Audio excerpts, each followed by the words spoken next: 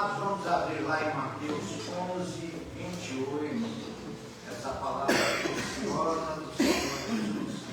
Mas antes eu gostaria de lembrar os irmãos, aqueles que estão aqui perto e os que estão de longe, que nós estamos em plena campanha de reforma da nossa igreja. Estamos levantando recursos para iniciarmos a nossa reforma. Então nós precisamos de pelo menos 40 mil reais para darmos início a essa reforma. Essa reforma urge, porque o calor está vindo por aí, vai demorar um pouquinho, 1 ou 2 meses, mas nós precisamos iniciar essa obra para que não sejamos pegos no meio do caminho, né?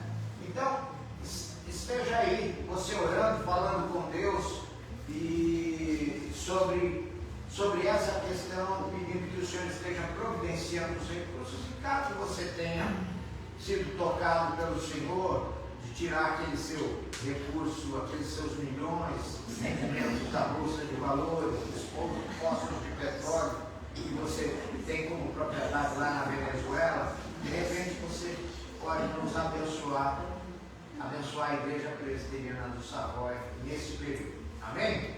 Amém. Então eu conto com as orações dos irmãos e se Deus tocar no seu coração, as suas ofertas também nesse sentido especial da reforma do templo do Savoy. Não temos como construir para cima, pelo menos por enquanto não, mas para frente a gente tem. Então a gente está com esse projeto já aprovado e já estamos buscando esses recursos, estamos buscando justamente o pessoal da execução que vai fazer esse trabalho. Então estejam orando por isso. Amém? Amém. Todos assentados mesmo, vamos ler o capítulo 11, verso 28, que é esse texto maravilhoso. Apenas um versículo. Olha só que coisa interessante, né? Apenas um versículo. É porque esse versículo é tão rico, eu vou mostrar para vocês como é rico esse texto. Mas vamos lê-lo primeiramente para a gente depois entrar no aprofundamento desse texto. Amém? Leamos, todos juntos. Vinde a mim, todos os que estáis cansados e sobrecarregados, e eu vos aliviarei. Mateus 11, 28. Vamos de novo? Agora bem bonito, né? Vinde a mim, todos os que estáis cansados e sobrecarregados, e eu vos aliviarei. Mateus 11, 28. Eu saúdo os irmãos que estão nos visitando, em especial os filhos da dona Creuza, o Valdemir e 2 esposos, Dorineide. Deus abençoe, viu? A gente sempre fica alegre quando vocês estão aqui conosco, viu? Deus abençoe, leve a bênção de Deus e o nosso abraço com seus queridos quando vocês retornarem para a sua comunidade. Bom, queridos, então é isso. O tema da nossa mensagem é esse aqui, né? Jesus, a porta de entrada ao sábado de Deus. E o versículo é este convite. É este convite para entrar a este sábado de Deus. Vamos orar mais uma vez? Vamos falar com Deus? Paizinho querido, nós te damos graças por esses momentos preciosos que podemos passar em tua casa em comunhão com os irmãos, com o Senhor, com a tua palavra abençoada que fala aos nossos corações.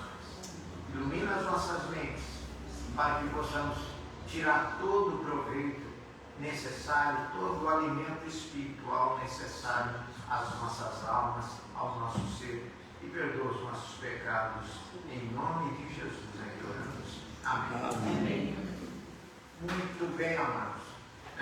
Me parece que vocês não estão tão tristes assim por causa da derrota do Brasil. Não estão tristes. Que bom. Como vocês não estão tristes, né? Porque essa mensagem não é para gente triste, é também, mas principalmente para aqueles que estão cansados. Você está cansado? Você está cansado? Eu confesso a vocês que eu estou cansado. Por acaso você está pedindo a Deus para parar o bonde para você descer? Moisés disse que ele está. É difícil, chega um momento da vida da gente que a gente se cansa. As coisas que estão acontecendo, o sistema que nós estamos vivendo, os problemas da família, os problemas na vida, na comunidade, os desafios todos do nosso trabalho nos cansam, nos esgotam, né? Mas o que Jesus estava falando aqui? Ele está falando: vinde a mim todos os que estáis cansados e sobrecarregados. Ele coloca dois grupos de gente cansada: gente que está cansada por esforço próprio e sobrecarregados porque alguém está usando essas pessoas como animal de carga, né? Está botando fardo sobre essas pessoas. Mas vamos ver como é que isso se desenrola, né? Veja só a minha provocaçãozinha da semana para a gente pensar, né? Vamos lá, todos juntos.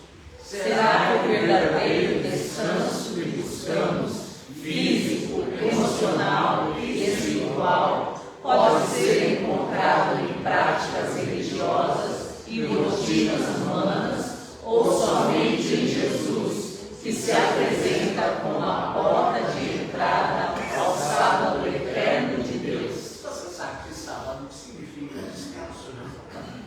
E sábado, no Velho Testamento, desde o Éden, representa justamente esse período áureo que vai vir sobre nós, que é o tempo do reino de Deus, em que nós descansaremos definitivamente de todo o sofrimento. Muitos poetas cantam em prosa e verso que essa vida é sofrimento. Gonçalves diz, Nietzsche, filósofo, a vida é sofrimento. A vida é sofrimento. No Canto dos Tamoios, Gonçalves Dias, na escola você deve ter aprendido até a decorar esse verso, né? Do sofrimento da vida. O chefe fala para o seu filho, canta essa música: a vida é sofrimento. A vida é combate que aos fracos abate, que aos fortes, aos bravos, só faz exaltar. Então você tem que, meu filho, aguentar esse enfrentamento diário e vencer. Não ser fraco. Então essa é a ideia. Mas Jesus vem e grita: vinde a mim, os que estáis cansados e sobrecarregados. Quer dizer, Jesus se mostra como a porta de entrada para o sábado eterno de Deus. Os judeus, de uma forma geral, sabiam disso. Sabiam disso, porque Davi já tinha falado que não foi Josué. Josué levou o povo à terra de descanso, à terra prometida. Mas depois em Hebreus citando o salmista, fala que não foi Josué, foi um outro Josué, porque Josué é Yeshua, né? E Yeshua tem lá o Josué do Velho Testamento, tem o Josué do Novo Testamento, que é Jesus, né? Que é Jesus. Javé é a minha salvação. Então, o autor aos Hebreus faz essa colocação: quem nos fez entrar ao descanso é Jesus Cristo. Mas a gente nem sempre está convencido disso. Uma coisa é entrar nesse descanso, outra coisa é acreditar nesse descanso, em Jesus Cristo. A gente acredita que a gente pode descansar de muitas maneiras. Tem gente que acredita que pode descansar confiando nos orixás, outro acredita que pode descansar confiando nesse ou naquele santo, o santo ao qual foi consagrado na infância, ou a Maria, ou a Aparecida. Muita gente busca descanso em muitas coisas. Busca descanso numa mesa espírita, procurando saber o que é que o pai e a mãe que já se foram, um filho que morreu precocemente, como é que ele está, o que ele tem para nos dizer. É a chamada religião da saudade, que capta muita gente, interessada, curiosa, gente que não sabe que esse tipo de coisa é condenado pela Bíblia como abominação ao Senhor. Na verdade, quem se deixa enredar por esse tipo de coisa já está no juízo de Deus, já está sofrendo a ira de Deus vindo sobre eles. Então, é importante a gente ver onde a gente tem buscado esse descanso. A Bíblia nos diz que só em Jesus há esse verdadeiro descanso. Agora, vamos analisar, já que a gente está aqui hoje um pouquinho mais de tempo, né? Vamos analisar a função gramatical desse texto. A primeira palavra que aparece nesse texto é o vinde. E é interessante que esse vinde, no original, ele tem uma forma verbal imperativo auristo. Opa, isso aqui que é isso? Né? Nunca ouvi falar. É interessante, mas eu vou explicar para vocês. Nesse sentido, imperativo auristo significa que é algo que está em processo, mas é um convite e ao mesmo tempo uma ordem. É convite e ao mesmo tempo uma ordem. É um imperativo. Como é que pode ser isso? A gente vai explicar. Jesus não é uma alternativa. Jesus é o único caminho. Então ele está te convidando, mas ao mesmo tempo ele está dando uma ordem. Se você não vier, ele não vai te amarrar e puxar você. Ele está te convidando, você tem que obedecer. E obediência de fé. Diz lá, prosme quer dizer, é para mim. Vinde a mim, para mim, na minha direção. Ele explica isso. Quem são essas pessoas? São os primos da Sandra. Vai dizer que são só os eleitos, né? Não, queridos, o texto bíblico diz ali que são todos, plantes, todos. Deus chama a todos, Deus ordena a todos em Cristo Jesus. É claro que vem quem quer. Dessa forma, o texto continua. Dessa forma, vem aqui dois grupos: os que estão cansados e aqueles que estão sobrecarregados, sobrecarregados. Veja só, olha que coisa interessante. Agora, não só o auristo aparece, mas aparece o particípio. Aqui fica mais fácil para você lembrar. O particípio é alguém que participa de um determinado grupo, né? Então ele é o particípio presente ativo, quer dizer, ele está ativo, quer dizer, aquele que está correndo atrás. Eles estão cansados de tanto correr atrás. Eles aprenderam que é assim que tem que ser feito e é assim que eles estão fazendo, mas eles já estão por aqui, né? Então até as tampas de canseira. Quem era esse pessoal na época de Jesus? Para quem que Jesus estava falando? Isso é muito importante, a gente vai falar, né? E o particípio perfeito está dizendo de outro grupo de gente cansada, mas gente que estava sobrecarregada, gente que não sabia dizer não e se deixava sobrecarregar pelas regras que alguém, né, do outro grupo, primeiro, proferia, exarava, mandava sobre eles. Então, é um estado resultante, os que estão carregados, sobrecarregados, né? Me faz lembrar Mateus 23, né?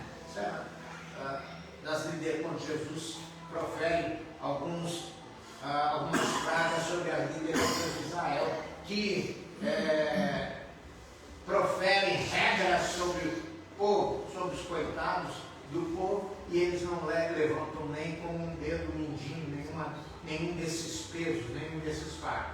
Aí você tem a outra palavra, e eu, né? Que é um artigo e o pronome eu, né? Jesus, né? Promesso, ele promete, vos darei descanso, e eu vos darei descanso, é promessa, né? É um pronome pessoal, a voz. Darei descanso a todos vocês, aqueles que vierem. E ele termina o versículo assim. Olha só, que coisa interessante. Isso nos faz entender que, literalmente, o versículo poderia ficar assim: venha a mim todos os que estão cansados e estão sobrecarregados, e eu vos darei descanso. Mas ainda não respondeu às nossas perguntas que nós fizemos ao texto enquanto nós estudávamos essa questão analítica aí. A gente entende apenas que nós temos um imperativo inicial, que é o chamado, um convite.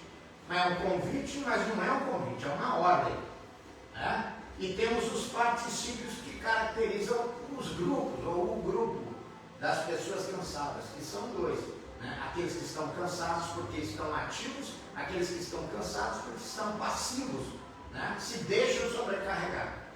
E temos também aqui o futuro indicativo para prometer a ação de vida divina, que é o descanso.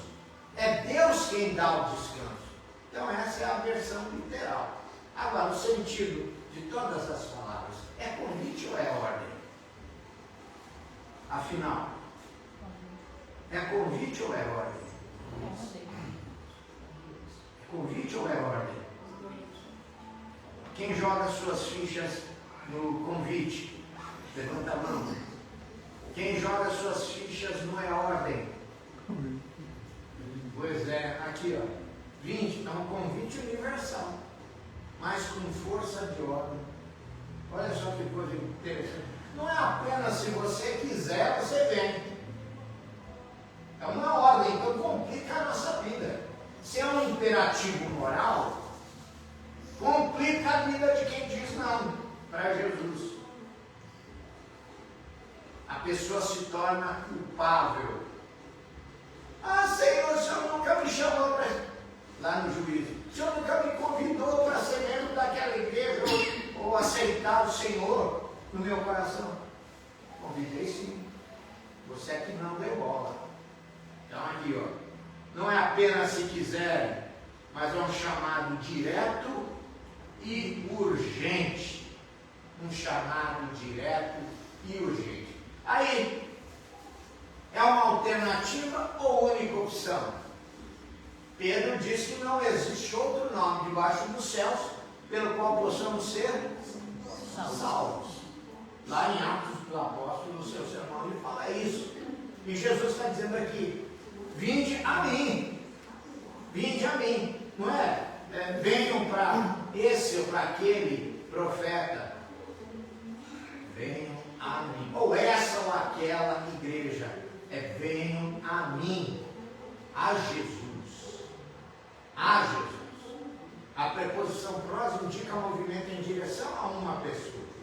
O descanso não está em lugar ou prática, mas em Cristo. Por que Jesus está falando isso desse jeito? E, olha lá, que grupo é esse? Os chamados cansados, né? Estado de fadiga ativo. tenho uma desconfiança, posso até estar errado, mas pelo contexto todo, eram os líderes judaicos, religiosos da época, de boa fé, porque não era todo mundo picareta, não. Não era todo mundo que estava manipulando as pessoas no tempo de Jesus. Jesus chama os fariseus, sacerdotes de raça de víboras, gente que estava oprimindo as pessoas. O templo tinha virado um banco. Vocês sabiam disso? Uma instituição bancária. O templo tinha virado aquele negócio de não aceitar moeda profana dentro do templo. Eles cunharam uma moeda sagrada no templo. E quem ganhava com isso? Os sacerdotes. No tempo da dificuldade, da seca, os donos de propriedades de terras chegavam pedindo empréstimo para poder financiar a safra do ano. Para quem que eles pediam? Para os sacerdotes. Pegavam emprestado. Não, os sacerdotes entregavam fraternalmente negativo. Depois, se não pagasse, os sacerdotes tomavam as terras daqueles pais de família. E se no jubileu essas pessoas ainda estivessem vivas, a terra voltaria para elas. Mas normalmente isso não acontecia. Os próprios líderes religiosos oprimiam o seu povo. Então aqui, os cansados, é o participio presente que transmite a ideia de um processo contínuo. Um processo contínuo que pessoas estão vivendo, porque de boa fé elas estão ensinando isso. Então por isso que a gente deduz que são os líderes religiosos de boa fé, que já estão cansados, como Nicodemo, como José de Arimateia e tantos outros que integravam o sacerdócio lá do templo. Então isso é muito interessante. Mas e o outro grupo? Aqueles que eram passivos? Era o povão que estava sobrecarregado, que as lideranças de Israel, as raças de víboras que Jesus havia condenado, os fariseus, impunham pesados fardos e regras, proferiam regras, transformaram a palavra de Deus em regras e mais regras que o povo tinha que cumprir, se quisesse estar dentro de um padrão razoável de espiritualidade, segundo eles, poderem ter acesso à sinagoga, poderem ter acesso ao serviço religioso lá de Israel, e ao contato com os irmãos. Lendo os evangelhos, vocês vão ver a hipocrisia dos fariseus, e Jesus condena tudo isso, e Jesus passa muita raiva, muita indignação por causa de tudo isso, indicando um estado resultante de uma ação externa. Jesus se indignava com as pessoas que estavam sofrendo, que estavam fazendo sofrer esses pequeninos, esses oprimidos pela religião. Então a opressão, o cansaço, era o sistema, uma teocracia, é o sistema religioso e político ao mesmo tempo. É o sistema religioso e político ao mesmo tempo, que oprime as pessoas, que coloca as pessoas dentro daquele padrão. Se elas não cumprem com aquele padrão, elas estão fora, estão marginalizadas. Por isso é que Jesus morreu fora de Jerusalém, fora dos limites do templo. Ele morreu ali no Calvário, fora desse cercado onde só aqueles que eram não pecadores poderiam estar. Jesus morreu no lugar onde estão todos os pecadores. E por isso, no dia que Jesus morreu na cruz, rasgou-se o véu do templo, que não é um véu, um voal, mas era couro e mais de 15 centímetros de grossura. rasgou de cima a baixo para mostrar que Deus não estava mais lá. Lá dentro, estava lá crucificado no lugar naquele lugar maldito chamado Gólgota, que se transformou em lugar de adoração. Lugar de adoração e lugar de glória, porque o Salvador foi glorificado ali, o Messias, o Filho de Deus, o Filho do homem foi glorificado naquela cruz. Então é maravilhoso saber que ele se identifica naquela cruz com todos esses sobrecarregados, aqueles que não conseguem, sabem que é impossível. E aí a gente lembra aquela palavra de Pedro diante da igreja, diante do presidente da igreja, lá em Atos 15. Tiago, irmão de Jesus, meio irmão de Jesus Cristo, que liderava a igreja naquele momento, e que Pedro falou: olha, até nós temos dificuldade para cumprir com esses mandamentos. Por que nós temos que obrigar os gentios a se tornarem judeus, se comprometendo com esses mandamentos? Eu já vou encerrar.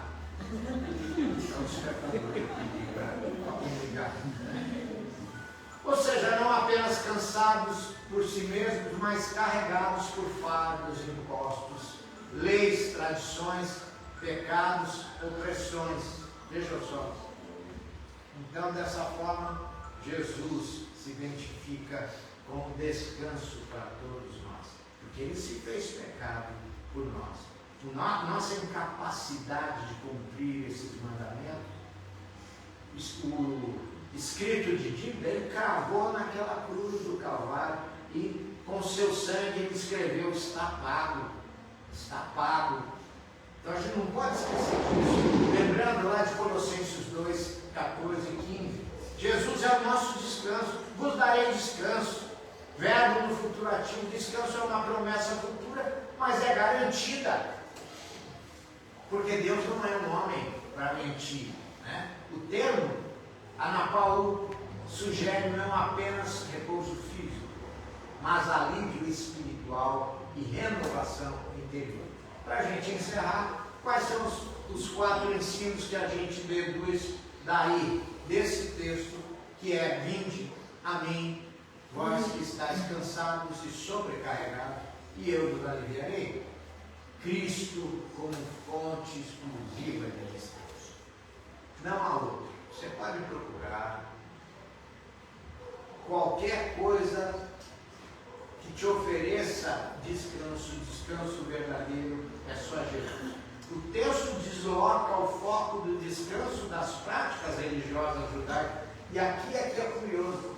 Os judeus, os fariseus acreditavam que se você cumprisse uma série de procedimentos, de você estar ali filiado à sinagoga, à igreja judaica, práticas religiosas do templo, lei, sacrifícios, rituais.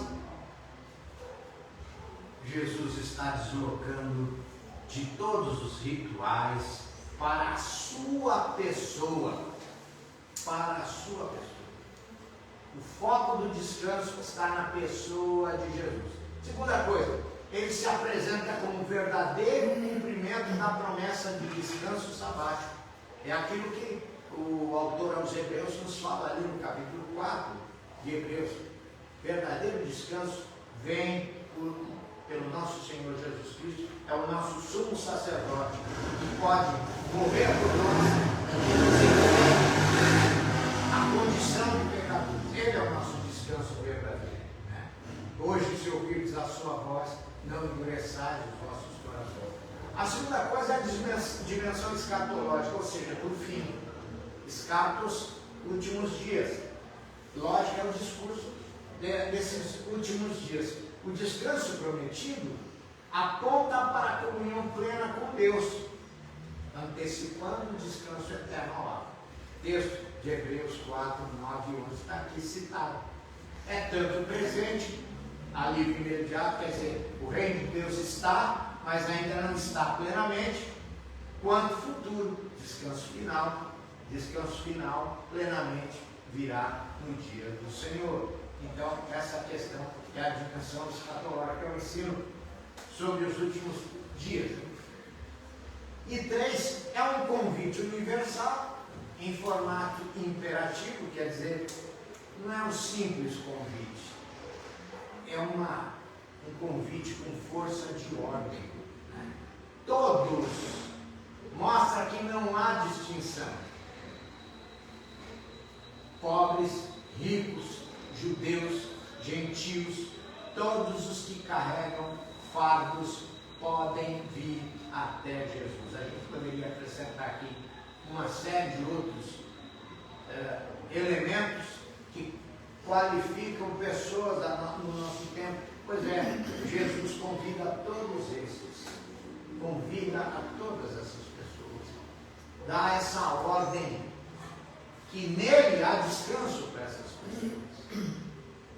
Por pior que ela seja, por pior que tenha feito sobre esta terra, se ele recebe este convite, aceita e vem, respondendo com obediência ao convite e ordem de Jesus, ele é beneficiado com o descanso eterno. É o ladrão lá, o bom ladrão, se existe bom ladrão, né? Mas aquele que estava com Jesus ao lado, na cruz, né? Tinha um ruinzinho e o outro bonzinho, o Dimas, né? A tradição diz que era o Dimas, que tomou as dores de Jesus e falou: Senhor, lembra-te de mim quando entrares no paraíso. Jesus, hoje mesmo estarás comigo no paraíso. Então, mas como? O camarada não fez nada, só pediu para Jesus.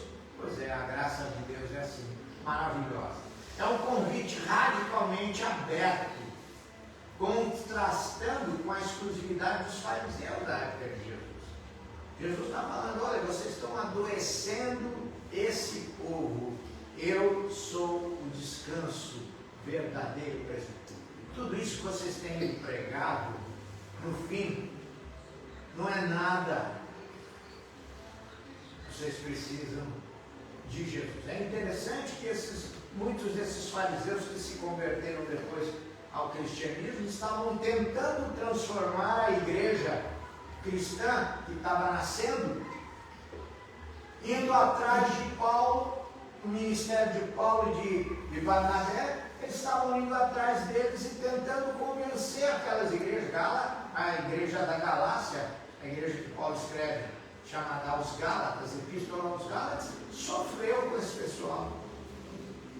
Quiseram se tornar judeus também, na proposta desses discípulos cristãos fariseus. Então, queridos, nós estamos sujeitos a embarcar nesse barco infeliz do farisaísmo, em todo o tempo, não só na época de Jesus, na época de Paulo, no nosso tempo também. E assim acabamos matando o Evangelho no coração das pessoas, proferindo sobre elas, derramando sobre elas um monte de regras, para que elas cumpram. Faz assim, faz assado, você vai ser abençoado. Isso tudo não é verdade. A bênção vem pela comunhão com o Deus vivo, revelado em nosso Senhor Jesus Cristo. Ele é a porta aberta ao perdão, ele é a porta aberta ao descanso verdadeiro. Né? E por fim, a graça versus o legalismo. A graça de Deus versus o legalismo. A graça, eu gosto de lembrar os irmãos sempre de Isaías 64:4. Né? Isaías 64:4 é um verso sensacional, né? Que mostra o conteúdo da graça, do conceito da graça.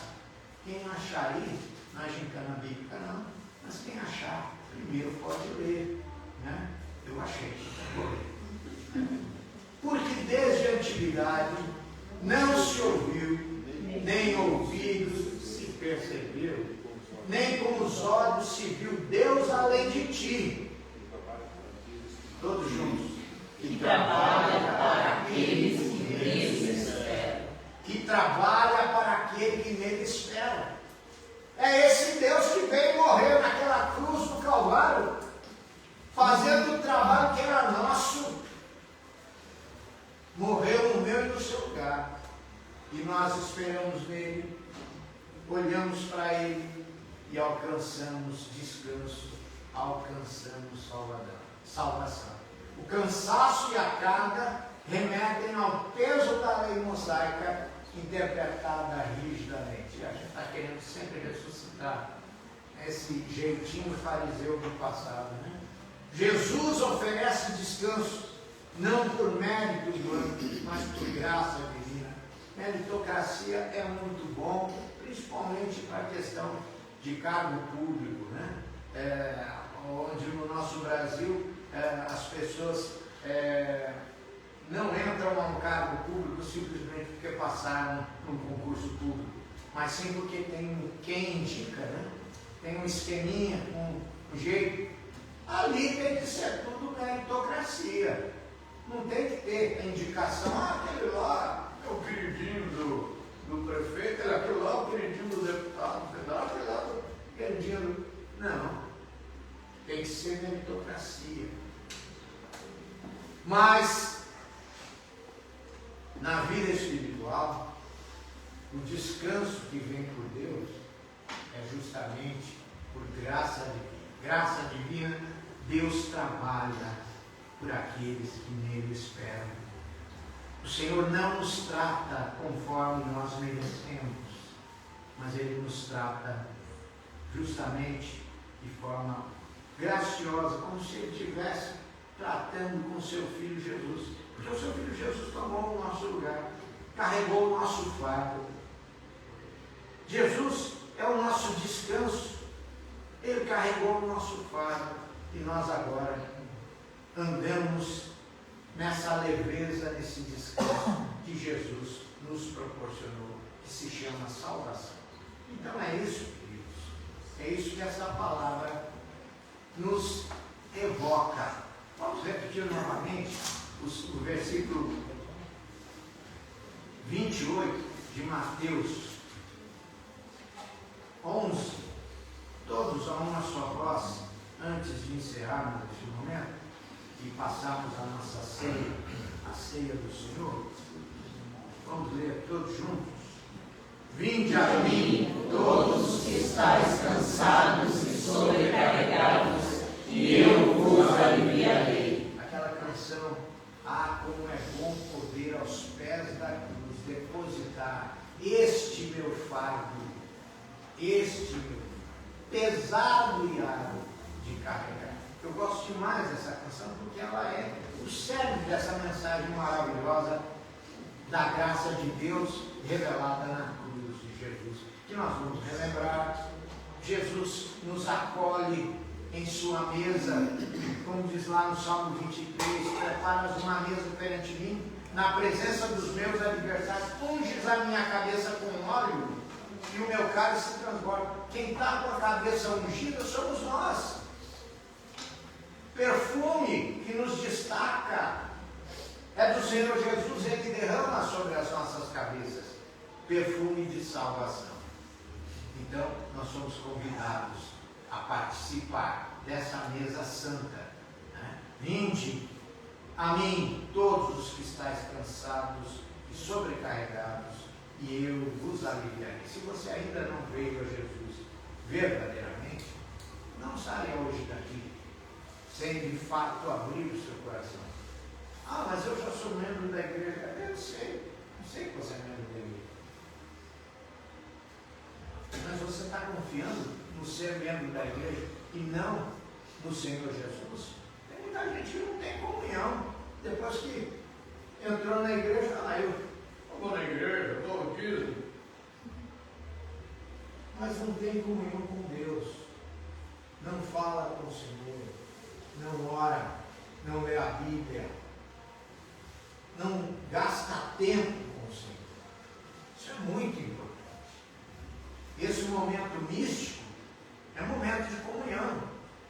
faz sentido para a gente que tem comunhão com o Senhor. Então eu convido você, de todo o coração, a vir até Jesus e desfrutar desse descanso. Amém?